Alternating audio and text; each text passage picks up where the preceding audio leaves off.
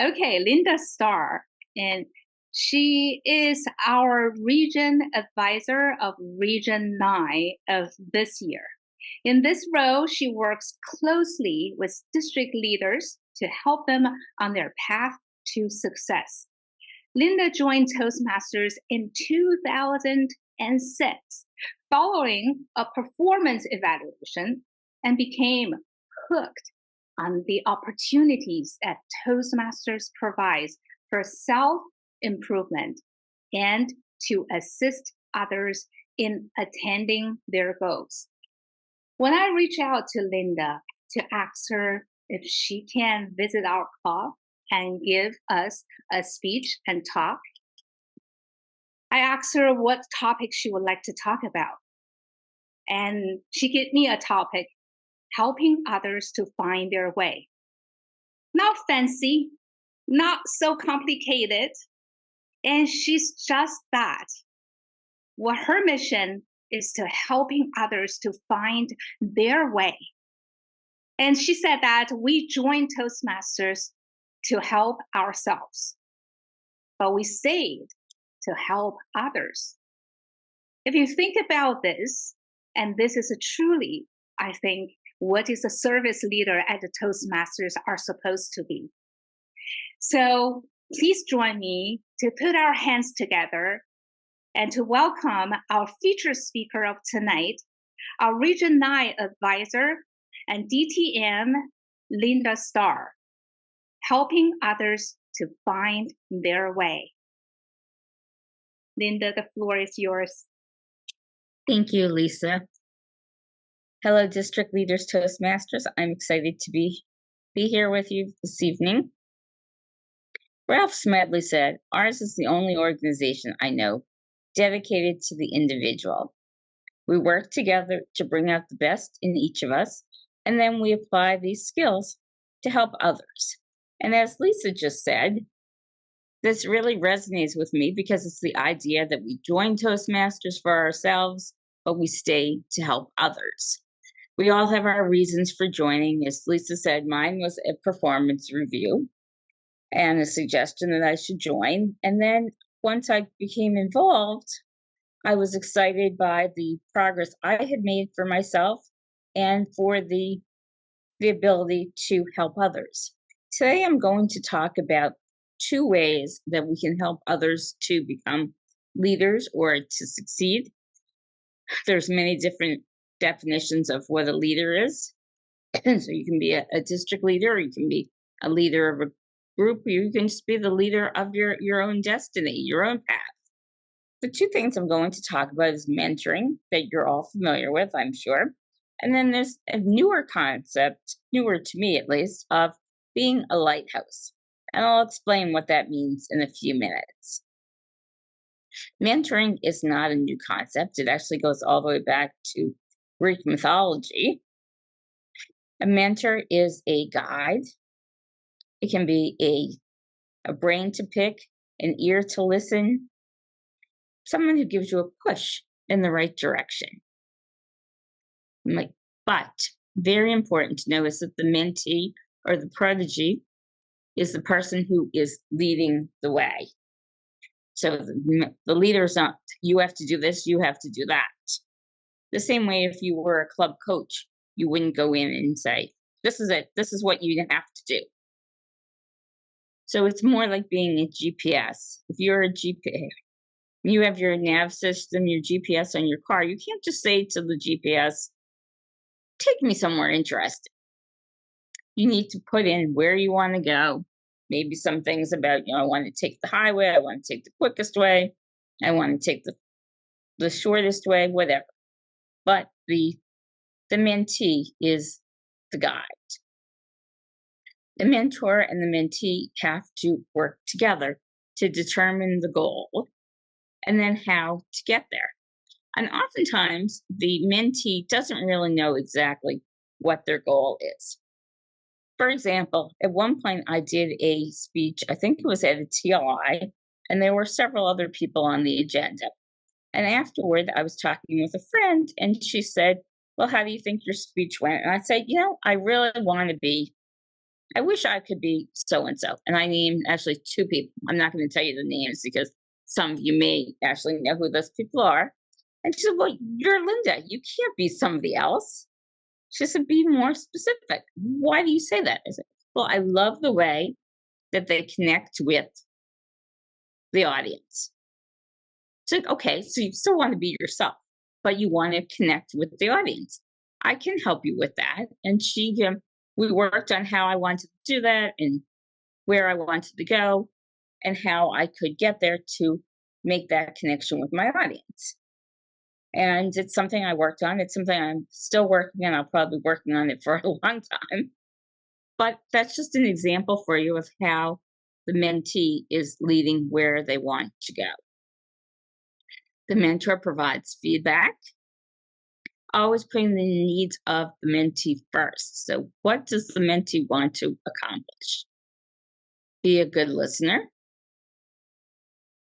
Make the mentee be accountable, and you have to be accountable to your mentee as well, meaning setting those goals, but if say you have a mentee who says, I want to compete in the speech contest. I want to win the speech contest. You're like, okay, how are you going to do that? So once you set that goal and you know the date for the contest, because that person has committed, generally they're going to be more accountable about moving forward, as opposed to just when you have this kind of nebulous goal of, I want to improve my public speaking. Well, of course we all do. That's why most likely why we joined Toastmasters.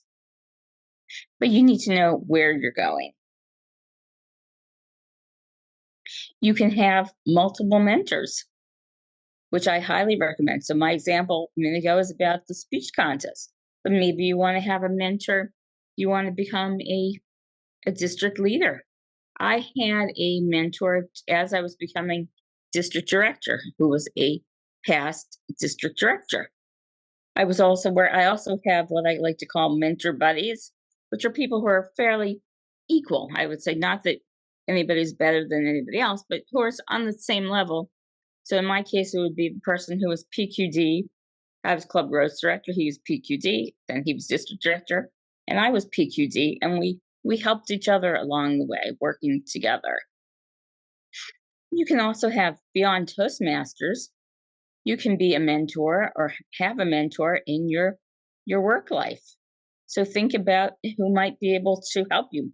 I would say from my first job, and I kind of switched career path, my first boss was my mentor, and he remained my mentor for a long time because he was able to teach me about the professional world and how to be a good worker, to be efficient, to weigh things out, even though it was not exactly, related to the job. But it's very important, as I said, that you let the mentee lead the way and let them feel okay about having multiple mentors, multiple projects going on at the same time, if that's what they want, if that's what is best for them. So I would say that a mentor is active. They're helping the person determine their goals. They're sitting down, figuring out where they want to go, what the best goals are for the person, and what are the best ways to get there.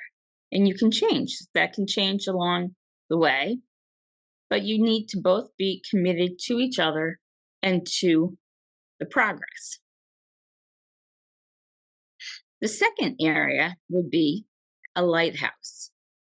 Now, on my first day of being an RA, we had orientation, and they gave us they put up on the screen the quote of, be a lighthouse for your leaders. Your job is to help them navigate their ship, not steer it for them. Again, this is something that resonated with me because I think as leaders, we tend to be very hands-on. And this is something they try to teach you when you become a district director. Like, okay, you need to be a leader and be involved, but start to be more strategic. And it's not, you need to do everything. So it's the powers of delegation. When you become an RA, It's the idea that you are going to be the lighthouse. You are going to guide by example. And just as an aside, I don't know if people know that Lark Doley, who is a past international director of Toastmasters, she lives in a lighthouse. It's in Texas. If you ever if you have some time, not now, of course, Google Lark Doley Lighthouse, and there's a great video from Facebook that was done by her design company that she worked with. Very interesting. If you like lighthouses, which now suddenly I've become very excited by lighthouses. But anyhow, to get back to our topic at hand. So think about a lighthouse. A lighthouse is stationary. It's a beacon. It stands firm. It's not out there moving along, right? Each director, district leader is going on their own path. So what does the lighthouse do? The lighthouse stands where they are. They let their light shine brightly so that others can find their way. A lighthouse is not a spotlight, so the light is not on you, but it's a beacon showing the way. But you need to be a role model if you're a lighthouse. So if you're a Toastmaster, the role model would be to make sure that people know the club mission, the district mission, the Toastmasters overall mission, so that can be a foundation for support. Toastmaster core values: respect, integrity, service, and excellence. And making sure that whatever the leader is doing are following these values and mission. So the same would be transferable if you were in a business situation or another organization. Again, you'd want to help them to figure out what their goals and strategies and tactics should be. You have a big goal, then the strategies and the tactics. But again, you're not dictating, you're letting them do it. So it's passively interactive, if that can be possible. It sounds a little oxymoronic, but it's not. You want to trust that you can be a leader and guide them. Sometimes we can be very nervous as leaders, thinking, okay, can I do this? Can I be a leader? And then if you are the person who is guiding the leaders, then you can think even more so about, okay, can I do this? But know that you can. The same way that the mentor helps the person to find what is best within themselves, the lighthouse, the mentor has to know that you too have inside you what is best and what you can do to help them. Now, if you like to passively interact, you will love.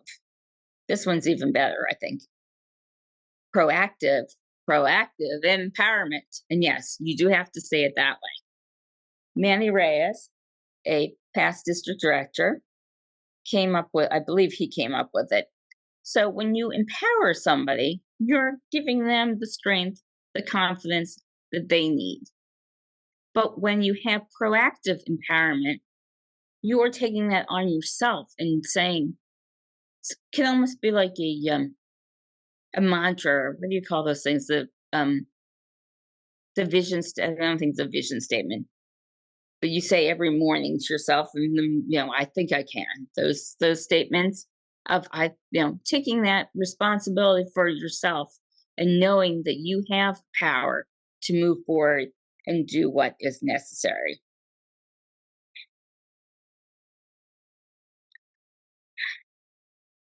So being a lighthouse, thank you, Lisa, daily affirmations. So lighthouses are there to ask questions, to monitor what's happening, but to help people. Remembering that the people that you're helping are the captains of their own ship. The lighthouse is just helping them to arrive safely. The other thing I think about with lighthouses is that a lighthouse is, if you went back to the way back when, before electricity, when a lighthouse could think of this as a candle. Well, a candle, 1,000 candles can be lit from one single candle, and it never diminishes the light of the previous candles. So from this, we learn, again, as a leader, you can help others to become leaders, but that does not diminish your power as a leader. It can make you stronger, more confident, and more able to help other people as we grow from what we learn, people who we are helping. So whether you choose the model of being a mentor or being a lighthouse, and it's really up to you and your mentee, the people that you're guiding. There's a good feeling that comes from it. This is has been tested, that the idea of helping other people, altruism, releases the happiness endorphins that make you feel better, gives you that internal satisfaction of knowing that you have helped other people to do a good job.